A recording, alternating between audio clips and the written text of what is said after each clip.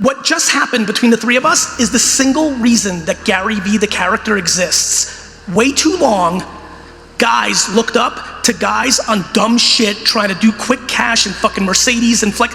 I'm here to fucking squash that because there's plenty of people with good intent who've been miscommunicated to take shortcuts and do bullshit shit. What was really interesting about COVID, for all the challenges that it had, for a lot of us, you know, it allowed us to slow down and ponder. And for me especially, it allowed me to tap into some things that I haven't historically talked about.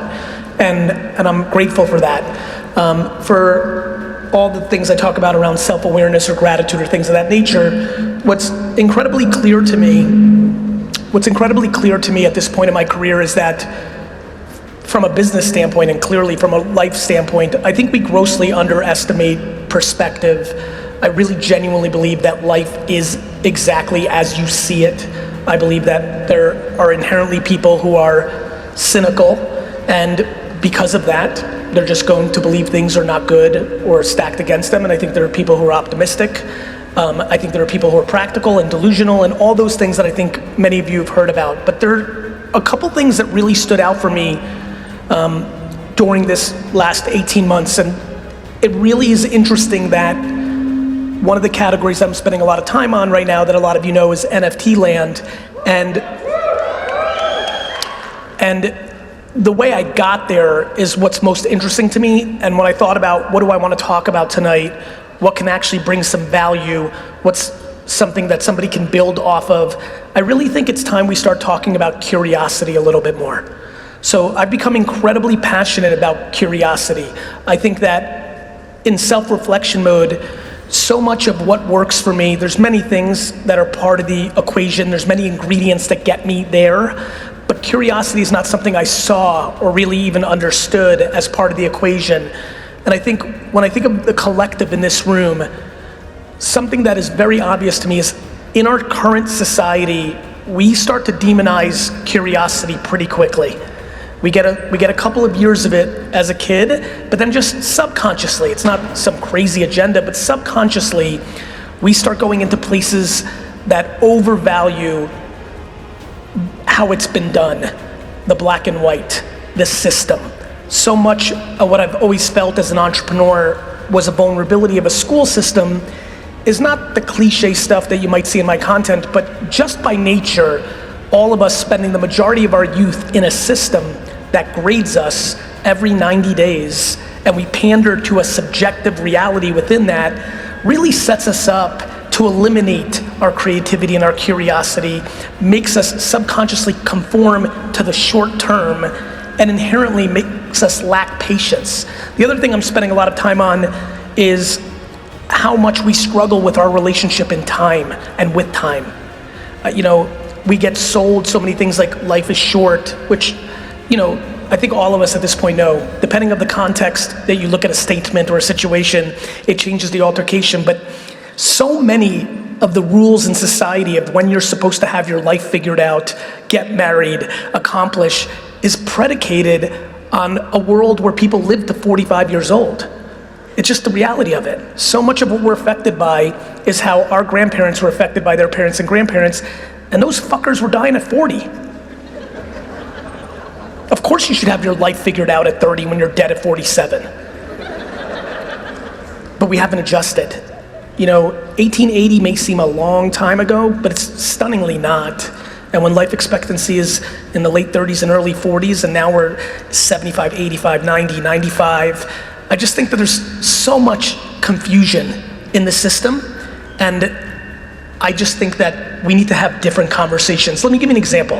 A different conversation that we need in the business world, that's where I'll keep it, but it's clearly a societal statement, is I'm genuinely struggling why anybody should not be kind.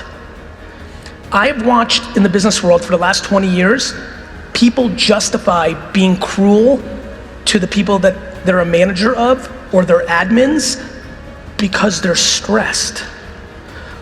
I'm sorry I scolded you, you don't get it, the client had me in a bad day. We have completely accepted bad behavior off of bullshit.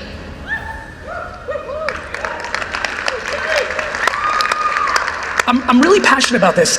If you're a leader by nature, your job is to stop pressure at your level, not deploy more of it underneath you. I think that we need to just do better. I think that people in business are confused. I think that the way that business is branded is misbranded. I think people think that if you're kind, you get walked over. And I think that is absolutely asinine.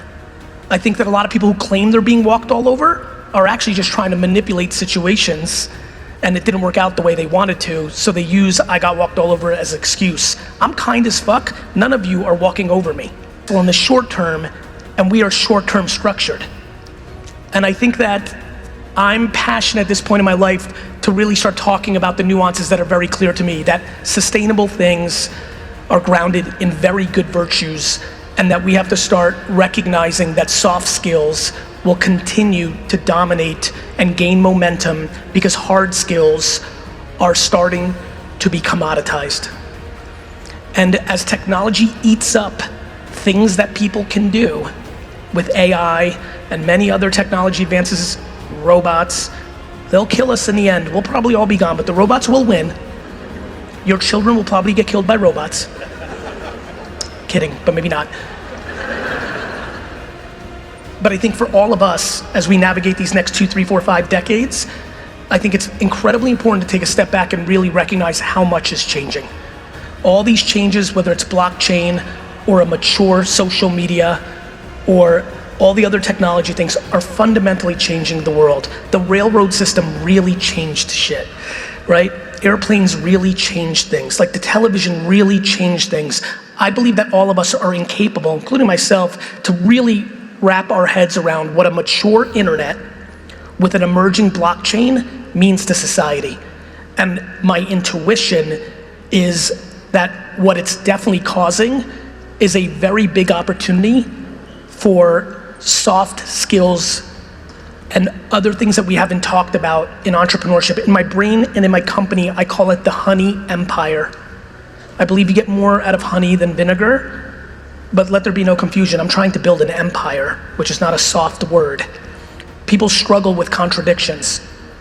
I'm incredibly ambitious and tenacious. I'm incredibly fast day by day, but I'm incredibly patient. I think people struggle with patience and ambition, even though it's exactly what you see if you study things that have been built that are meaningful. And so I think nuances, context really matters, and we've lost that. We've become an incredibly hot take, headline reading society. Clearly politically, everybody understands that. That's the easiest thing to read. It goes beyond that. Michael, I think the biggest vulnerability that a small or medium-sized business has is their perspective that their size is their vulnerability. It fascinates me how much people love to think about why they're not growing. And no question, this is the luxury of getting so much content sent to me in text, email, DMs. Everybody goes to, this person got more fundraising. This is a bigger company. They opened a location in my area. There's a very specific reason why David and Goliath is a story that still plays out in our society. The biggest mistake and the biggest opportunity for a smaller business is to be David, right? The problem with small businesses is they inherently want to be Goliath, they want to be bigger, but they don't have that resource. The problem with Goliath is they're slow and audacious. It's actually very easy to compete with big companies today because of the size and scale of the internet. We see it so much. If Goliath always was going to continue to win, well, IBM would still be the biggest company. Microsoft would have never let Google happen. Google would have never let Facebook happen. I think you need to, when you're small, you need to lean into scaling unscalable behavior. What's the alternative? You decided to have a fucking business. Seriously though, right? Like the confidence comes from the audacity of thinking that you can build a life for yourself where you pay for yourself and nobody else is doing it for you. You already made that decision. The alternative is go get a job and shut down your company.